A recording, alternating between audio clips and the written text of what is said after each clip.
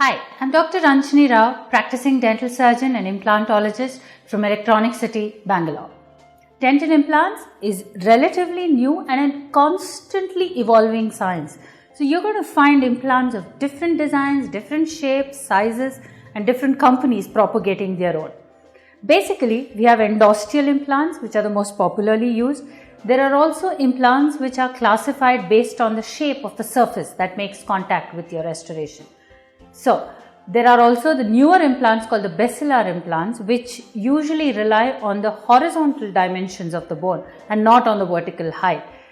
These are some of the most popularly used implants. We also have endosteal implants, which are tinier implants required to be used in more number in order to restore a single tooth.